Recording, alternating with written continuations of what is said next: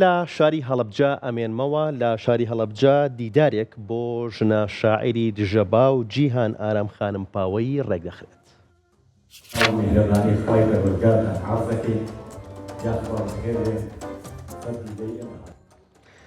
مەڵبەندی ڕۆشنبیری هەورامان لە هۆڵی دکتۆر مستەفا زەڵمی بە ئامادەبوونی ژمارەیەک بەرچاو لە ڕۆشنبیران و توێژەرانی بواری ئەدەب وەک ئامادەکاریەک بۆ ئەنجامدانی کۆنفرانسێک بۆ ژنە شاعری دژەبا و جیهان ئارا خانم پاوەیی دیدارێکی ئەدەبی ئەنجامدا. لە دیدارەکەدا دوو توێژینەوە لەسەر ڕۆڵی ژنانی هەورامان لە نووسیندا و جیهان ئارا خانم بە نمونە گفتوگۆی لەسەر کرا. بڕیارە ساڵی داهاتوو بە شێوەیەکی بەفراوانتر کۆنفرانسێکی تایبەت بەم ژنە دژەباوە کە ڕەچکەشکێن بووە لە بواری نووسینی شێعردا لە هەورامان ئەنجام بدرێت و چەند توێژینەوەیەک لەسەر دەقە شارەکانی پێشکەش بکرێت.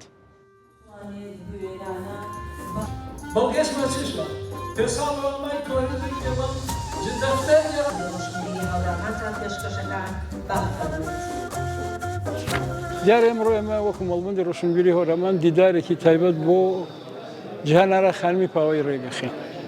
ئێمە بیستمان کۆنفرانسێک یاخود دیدارێک گەورەتر بەڵام ئەم بارودۆخەوای کرد هەندێک برادری ئەو دیونەیان توانی ئامادە بن ئیتر ئەمەمان کرد بە شڵەقانی گۆمی بێدەنگی سەبارەت جیهان ئارا چونکە جیهان ئارا شاعیرێکی تەردەست بەڕاستی هیچی لە سەردەمانی شاعرانی سەردەمی خۆی کەمتر نییە بەڵام ئاوڕێکی لێ نەدراوەتەوە تا ئێستا شتێکی وای بۆ نەکراوە کە شاعری باز بێ دیوانەکەی دوو جارێ بە فارسی و جارێکی هەر بە کەم و کوڕی لە لای برادێکی پاوەیەوە لە چاپ دراوە. دیارم شاعرە بەدەر لەوەی کە خەڵکێک بۆ توانیوێتی زۆر بە لێوەشاوەیی شعر بڵێ بابەتەکان بهێنێ هەمویان کەسێکی دژەباو بۆ چونکە کچی زانایەکی گەورەوە بەنای مەلا نەشئەتی پاوەیی بەڵام هاتووە شعری خۆشەویستی و تووە بە ئاشکرا لە کاتێکە شعری خۆشەویستی بۆ هاوسەرەکەی بەڕاستی بۆ خۆشەویستەکەی لە کاتێکە کە لەو کاتە ژنی خۆمان زۆربەی لەو شوێنانە بە باوکی بە مێردەکەی هەرگیز نەیوتووە فڵانە کەسیش ینی هین یا تاتۆ فڵانە کەس یا باوکی فڵانە کەس بەڕاستی کە ئەمەش جۆرێکە لە ڕەچەشکێنی و لە دژەباوی کە حەقا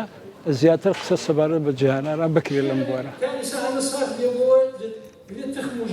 ئەی خۆین بە چاوە جا ئەم کوردستانە ئەم